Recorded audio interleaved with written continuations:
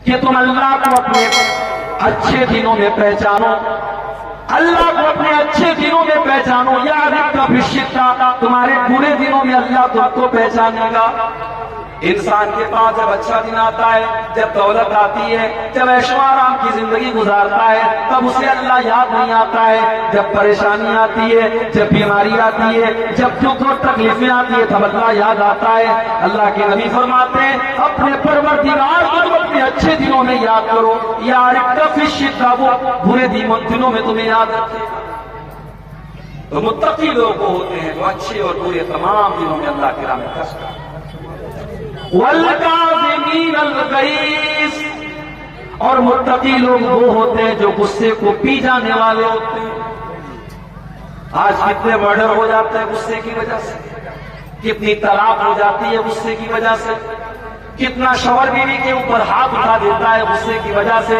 मेरे प्यारे साथियों, गुस्सा आना नेचुरल है, मगर गुस्से को कंट्रोल किया जाए, गुस्से को दबा लिया जाए। इसलिए अल्लाह के नबी फरमाते हैं लैसा शदीदु बिस्सुरा इन्नमा शदीदुल लज़ी यमलिकु नफ्सहु इंदल गज़ब। पहलवान वो नहीं है, बहादुर वो नहीं है जो कुश्ती में दुश्मन को पछाड़ दे। बहादुर तो वो है जो गुस्से के टाइम अपने आप को कंट्रोल कर ले। वल्काज़िमीन अल-गैज़, गुस्से को पी जाने वाले। वल्आफ़ीना अनिन्नास, और मेरे मुत्तकी बंदे वो हैं जिनके लिए मैंने जन्नत तैयार करके रखी है। ये वो लोग हैं जो लोगों को माफ कर देते हैं, दरगुजर कर देते हैं। भाई जिंदगी में ऐसा नहीं है कि हर चीज आपके मन के मुताबिक हो। कभी आपकी बीवी ऐसा कोई काम कर देगी जो आप नहीं चाहते, कभी आपके बच्चे कुछ ऐसा काम कर देंगे जो आपकी मर्जी के खिलाफ है, कभी दोस्तों से अनबन हो जाएगी, कभी पड़ोसियों से झगड़ा हो जाएगा। आप हमेशा इस कुरान की आयत को अपने सामने रखें, वल्आफ़ीना अनिन्नास, लोगों की गलतियों को माफ कर दिया करें, दरगुजर कर दिया। नबी अकरम की सीरत उठा करके देखो, आपके ऊपर मक्का वालों ने कौन कौन से जुल्म सितम के पहाड़ नहीं तोड़े। आप नमाज पढ़ रहे हैं, आपके ऊपर ऊंटनी की बच्चादानी ला के रखी जाती है, आपकी गर्दन में चादर डाल करके आपका गला दबाने की कोशिश की जाती है, आपकी बेटी ज़ैनब के ऊपर ऐसा हमला किया जाता है कि उनका इंतकाल हो जाता है, आपकी बेटियों को तलाक दे दी जाती है, आपको मक्के से निकलने पर मजबूर किया जाता है, आपको टायर पे पत्थर मारे जाते हैं। सारी तकलीफों को आपने बर्दाश्त किया और आपने माफ कर देने की वो मिसाल कायम की कि सारी इंसानियत को मिसाल पेश करने से कासिर है। जब मक्का फतह हुआ और आपको मक्का वालों के ऊपर पूरा पावर और पूरा कंट्रोल हासिल हो गया,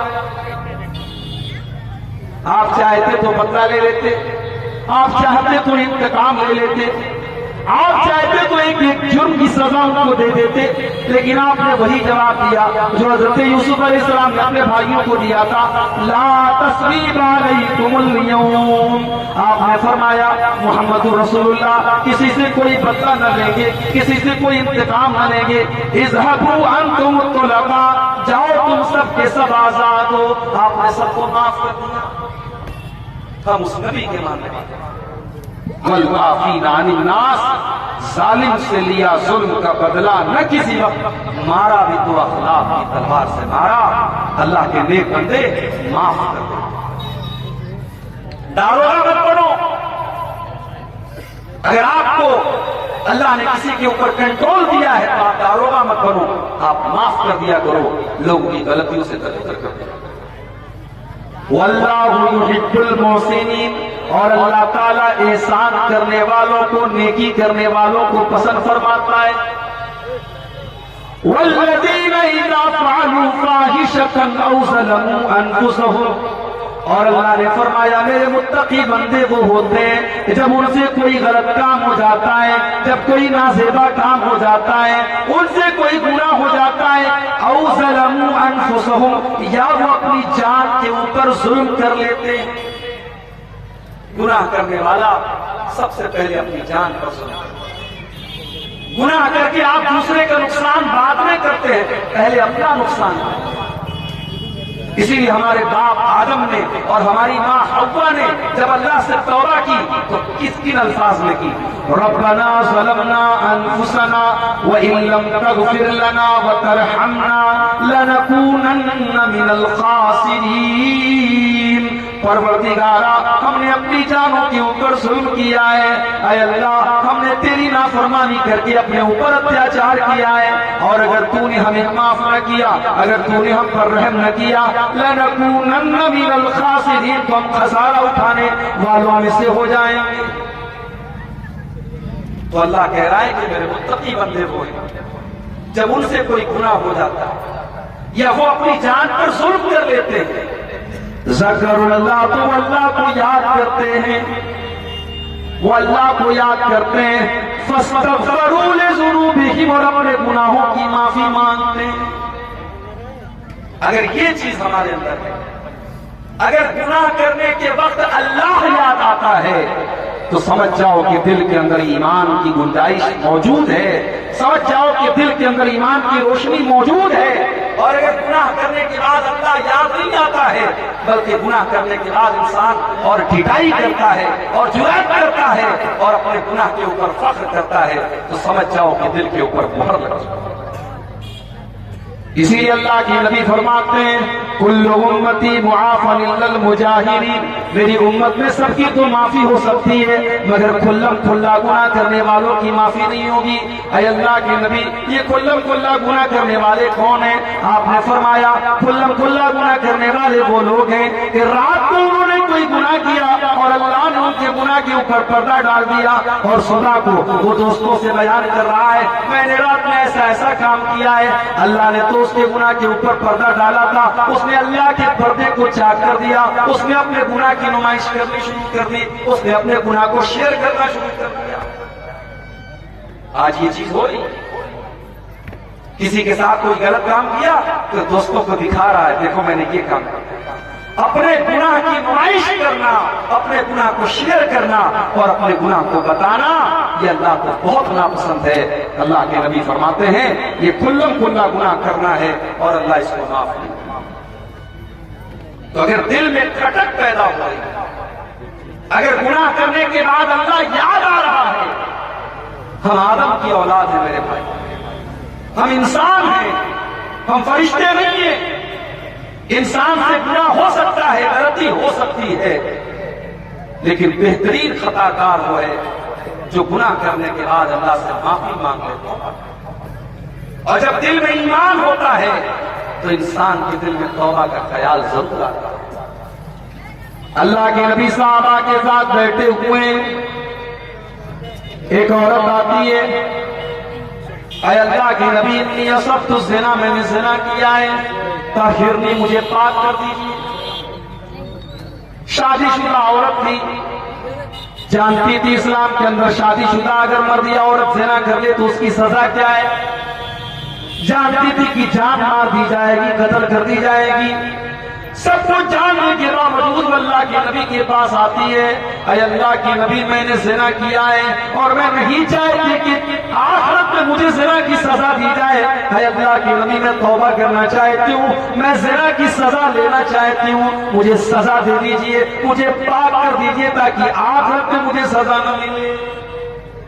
अल्लाह, कौन सी ताकत थी मेरे भाई जो वो उस औरत को अल्लाह के नबी की अदालत में लेकर के आती।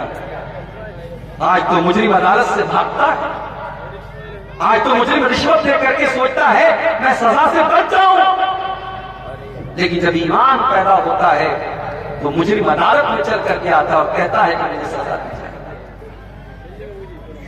अल्लाह के नबी ने टालने की कोशिश, आपने कहा जाओ क्या बात कर रही हो, उसने कहा मुझे टालने की कोशिश न कीजिए, मैंने ज़िना किया है और मैं उसका सबूत भी लेकर के आई, मैं हमल से हूं, मैं पेट से हूं, अल्लाह के नबी मुझे ज़िना की सजा दे दीजिए। आपने कहा ठीक है जाओ, जाओ जब बच्चा पैदा होता, जाओ जब बच्चा पैदा होता माना, तुमको हम अभी सजा नहीं दे सकते। 9 महीने का टाइम दे दिया, 9 महीने का टाइम दे दिया।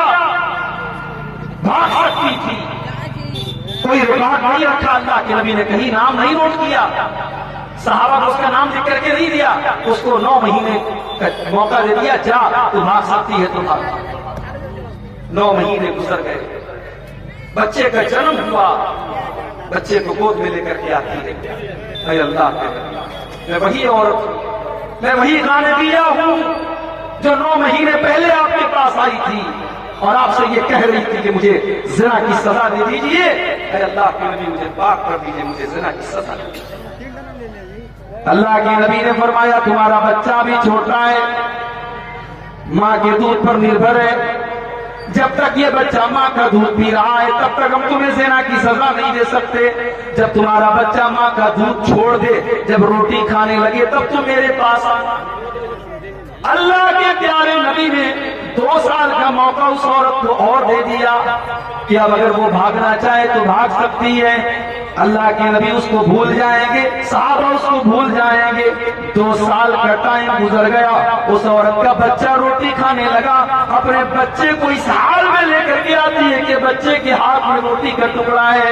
अल्लाह के नबी मैं वही औरत हूँ जिसने आपके पास आकर के ज़िना का इकरार किया था। अल्लाह के नबी देखिए मेरा बच्चा रोटी खाने लगा, अब तो मुझे ज़िना की सजा दी दीजिए। नबी अकरम ने बच्चा एक मुसलमान के हवाले जमीन में गड्ढा खोदा गया,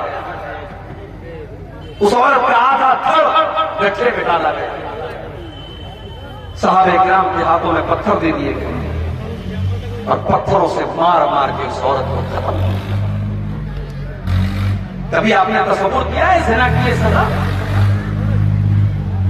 मुझे याद आता है राज ठाकरे ने एक मरतबा कहा, जब दिल्ली के अंदर चलती बस पर एक लड़की का ज़िना किया के साथ रेप किया गया, और सिर्फ रेप ही नहीं किया गया बल्कि जानवरों की तरह उस लड़की के साथ, उस औरत के साथ सलूक किया गया, और पूरे भारत में उस केस को निर्भया कांड के नाम से याद किया गया। तो राज ठाकरे ने उस मौके पर कहा था कि रेप करने वालों को वही सजा देनी चाहिए जो इस्लाम देता है। मगर यहां एक बात नोट कर लो,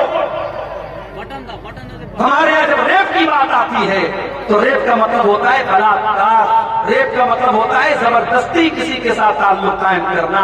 मगर इस्लाम ये कहता है कि अगर एक मर्द और एक औरत इलीगल तरीके से, गैर कानूनी तरीके से अगर आपस की सहमति से भी ताल्लुक बनाते हैं तो वो भी रेप ही कहलाएगा, वो भी ज़िना ही कहलाएगा। ये अलग बात है कि हमारी अदालतों में अगर आपस में सहमति से ताल्लुक कायम होता है तो उसको रेप नहीं माना जाता है। मगर इस्लाम की नजर में अगर बगैर शादी के और बगैर शरई तरीके के अगर मर्द और औरत का मिलन होता है तो वो ज़िना ही कहलाएगा, चाहे वो सहमति के जरिए हो चाहे वो जबरदस्ती हो, और दोनों को सजा दी। हाँ, जबरदस्ती होगी तो रेप करने वाले को सजा मिलेगी, औरत को नहीं मिलेगी, लेकिन आपस की सहमति से हुआ है ज़िना तो दोनों को सजा मिलेगी। अगर कुंवारे लोग ज़िना करेंगे तो 100 कोड़े की सजा दी जाएगी और 1 साल के लिए शहर से निकाल दिया जाएगा, और अगर शादीशुदा मर्द और औरत ज़िना करेंगे तो इस्लामी कानून के अंदर सजा यह है कि उसको पत्थरों से मार मार के खत्म करना। जब उस औरत को ज़िना की सजा दी जा रही थी, हदीस के अल्फाज हैं, हजरत खालिद बिन वलीद रजी अल्लाह ताला अन्हु भी पत्थर मारने वालों में शामिल थे। जब उन्होंने पत्थर मारा तो उस औरत के खून के कुछ छींटे हजरत खालिद बिन वलीद के कपड़े पर आ गए। उनकी जुबान से कुछ नासेबा कलमात उस औरत के बारे में निकल गए कि कैसे नापाक औरत के खून के छींटे मेरे कपड़े पर आ गए। अल्लाह के प्यारे नबी की कानों में हजरत खालिद बिन वलीद के जुमले पड़ गए। आपने फरमाया, महलन या खालिद, ऐ खालिद खबरदार खबरदार, लक़द ताबत तौबतन लौ ताबहा साहिबु मुहसिन लगुफिर लहू। ऐ खालिद, इस औरत ने इतनी सच्ची तौबा की है, अगर कोई चोर, कोई डाकू, कोई लुटेरा भी अगर ये तौबा कर लेता तो अल्लाह उसको माफ कर देता। और एक हदीस के अल्फाज में यह है कि अगर मदीना के 70 गुनहगार भी ये तौबा कर लेते तो अल्लाह ताला 70 गुनहगारों की तौबा को कबूल कर लेता। इसमें इतनी पावरफुल तौबा की है। गुनाह का होना ये बड़ी बात नहीं है, गुनाह के बाद इंसान तौबा कर ले ये बड़ी बात है। इसीलिए अल्लाह फरमाता है वल्लज़ीना इज़ा फ़अलू फ़ाहिशतन, मेरे मुत्तकी बंदे तो वो हैं जब उनसे कोई गलत काम हो जाता है औ ज़लमू अनफुसहुम, या वो अपनी जान के ऊपर जुल्म कर लेते हैं, ज़करुल्लाह, तो उनको अल्लाह याद आता है। गलत काम करने के टाइम अल्लाह का याद आना, अल्लाह का डर दिल में पैदा हो जाना, बहुत बड़ी बात है मेरे भाई।